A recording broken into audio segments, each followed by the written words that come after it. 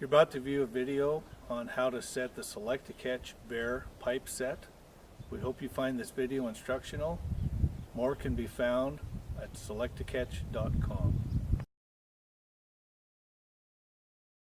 Okay, once the location's picked out, we've got this good tree to hook to. If you don't have a tree, a lot of times you can use weights. So the first thing to do, take a bar and dig out a hole about the diameter of your pipe, whether it be a 5-inch or 6-inch. It's kind of important that I use a tarp here to put my loose dirt on.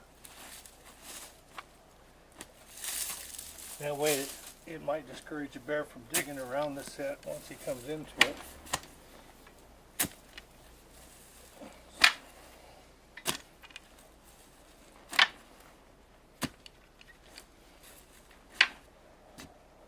Then after I make my circular hole, I'll make just a little bit of a notch back this way to accommodate the back part of the pipe set.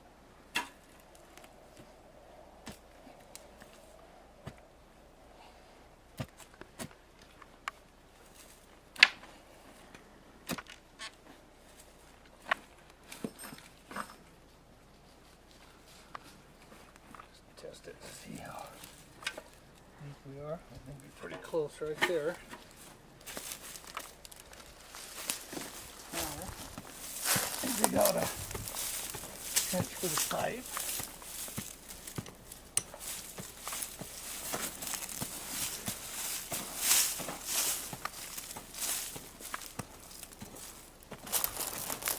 And then I used to just clean it out, add a little bit more. And another thing that I like to do is lay my base up there and trace around it. And I'm going to try to countersink this about 1 inch, just so if the bear does come in, they try to dig, they won't hook the base of that. In Alaska, where it's really mossy and it's hard to stake into the ground, they came up with a 2x2 piece of plywood and screwed the base of the unit onto the plywood, cut a notch in it, and then the plywood extended out like that and drilled holes in the corners to put long rebar stakes, and that seemed to keep things pretty stable. But I'm just going to dig out just a little bit for that base, and then clean my hole out, and we'll be ready to put her in there and get her set.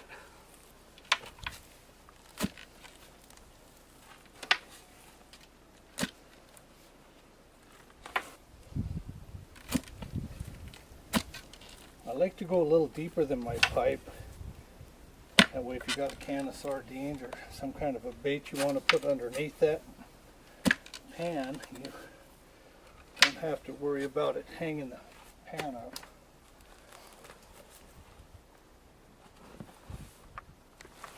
Okay.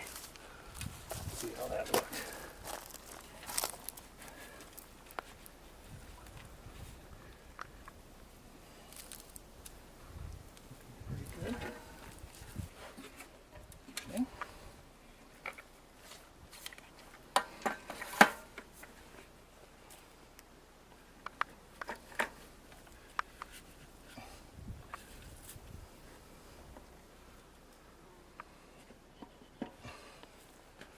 Okay, next thing, stick it down.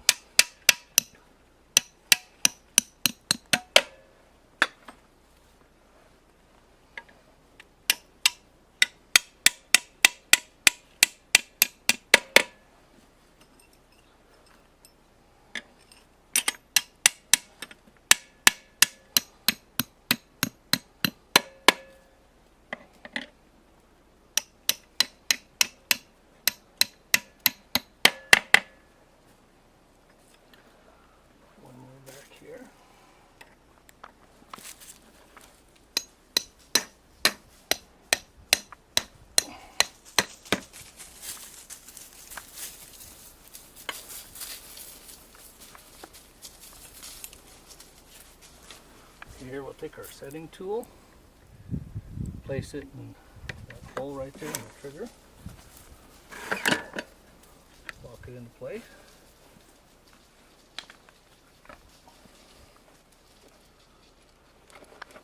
Our snares are usually equipped with an 8-foot extension, but just all depends. You might get by with something a little shorter or wrap it twice if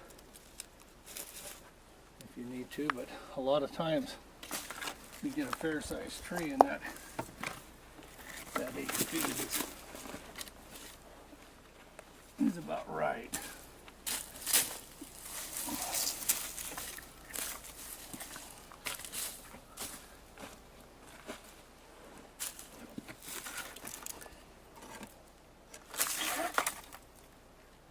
Around, I just go back through my loop. On the grizzly bears, we use a 1/4 inch cable. Black bears you can get by with a 3/16.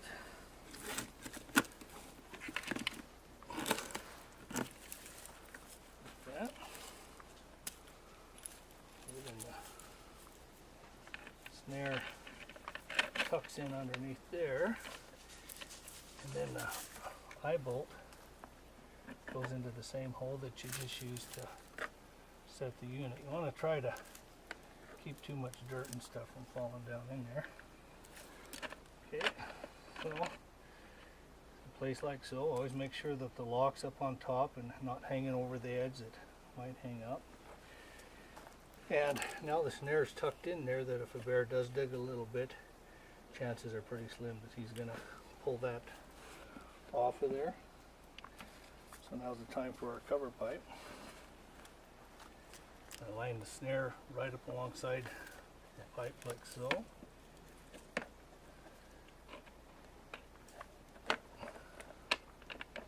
that up like this. Okay. And 2 more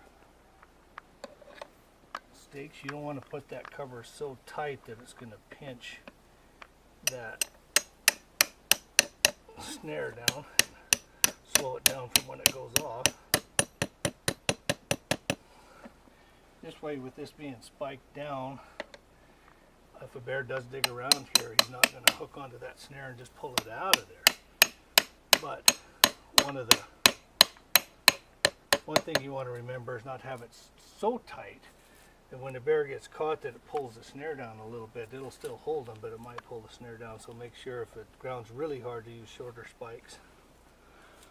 Okay, once all that's in place, down in where the pan is, you can put a can of sardines. And a lot of times I'll put some sardines below, maybe the can on top, and maple bar, peanut butter, marshmallows, cat food. I mean, there's canned cat food. There's just a wide variety of things you can use. Okay, and then I'll just take and cover this stuff up. This, if you got here in the fall, if you got leaves and stuff to kind of camouflage it a little, you just take a little bit of this dirt. Like I say, a lot of loose dirt around there isn't a real good thing. It might entice them to dig a little bit. Anyway, kind of like so.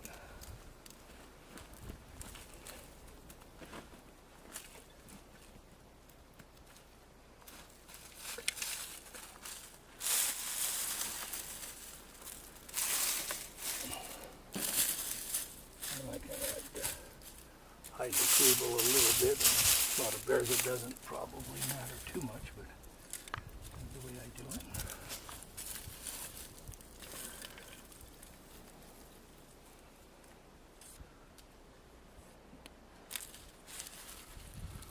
Okay, and then with a log or something, that's always good to try to discourage the bear from stepping on that trigger. Set something up like so. And maybe something else on that other side.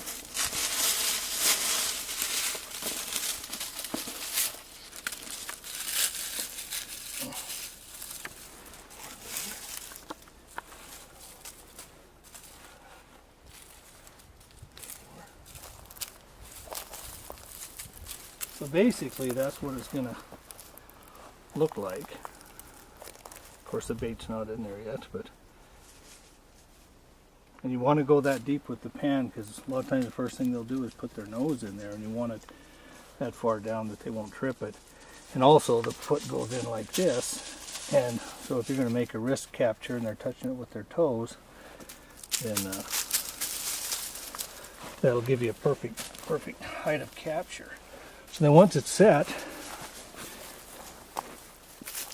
I'll put a rock, and I like a round bottom rock, and maybe one with a little depression here if you want to put peanut butter, maple frosting, whatever, to where it confines it to the top of the rock and it doesn't drip down, because if it drips to the side then a bear's going to have a tendency to dig. So anyway, so once that's set in, then the bear, when it comes in, it rolls the rock off. And there's nothing else really besides the bear that's going to get into this if you set them around livestock and everything. And then once they reach in there to get that, they're caught and you can't miss them. And then this gets pulled up by the bear and that releases. This will usually stay in the ground. Bear's hooked to the tree, and